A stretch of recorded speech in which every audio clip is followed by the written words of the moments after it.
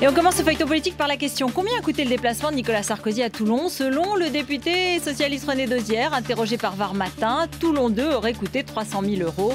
Une somme sur laquelle 90 000 € seraient pris en charge par l'Élysée, 10 à 15 000 par les collectivités locales. Arnaud Montebourg avait bien comparé Angela Merkel à Bismarck dans une réunion du staff de campagne de François Hollande, mais ce staff ne s'attendait pas à entendre la phrase dans les médias. Du coup, Jean-Marc Ayrault a dû téléphoner à l'ambassadeur d'Allemagne à Paris pour signifier que le candidat François Hollande ne partageait pas du tout ses positions. François Hollande qui sera à Berlin dimanche et lundi et qui attend pour les prochains mois un rendez-vous avec la chancelière Merkel.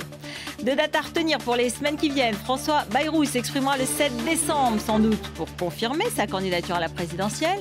Dominique de Villepin a choisi, lui, le 13 décembre pour mettre fin au terrible suspense qui pèse encore sur sa candidature. Et on finit avec ce duel de dames autour d'une machine à laver. NKM et Valérie Pécresse ne sont pas d'accord. La première souhaite installer un système de bonus-malus sur les produits électroménagers pour aider à financer leur achat par des ménages modestes. Et ce n'est pas du tout du goût de Valérie Pécresse. Écoutez. Je pense que le dispositif est complexe, je pense que les Français ne sauront pas que ça existe, donc ils vont payer et on n'est pas sûr que le chèque soit dépensé. Je ne suis pas très favorable. C'est un sujet qui est en cours d'arbitrage. Moi, je ne sais pas pourquoi il est sorti comme ça dans la presse.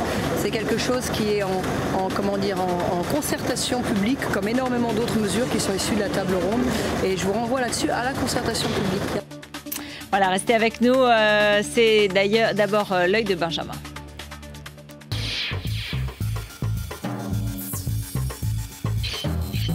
C'est un discours de vérité. Vérité. Il faut dire la vérité, c'est la vérité. Oui, la vérité. Aujourd'hui, le mot, l'argument phare de tout ministre ou membre de la majorité voulant défendre le discours du président. Le mot magique pour vendre et surtout faire passer un discours de rigueur qui ne dit pas son nom. Il conduit une politique d'austérité. C'est inexact, inexact. Il conduit une politique d'effort nécessaire. Oui, en temps de crise, il faut savoir jouer sur les mots.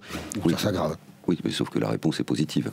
La situation est grave donc, mais pas d'inquiétude, car le président À parler vrai et à parler juste.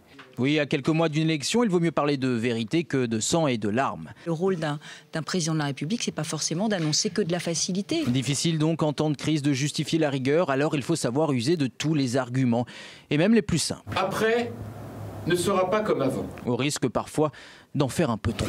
Qui est à mes yeux certainement l'un des discours les plus importants qu'il ait prononcé depuis le début de son quinquennat.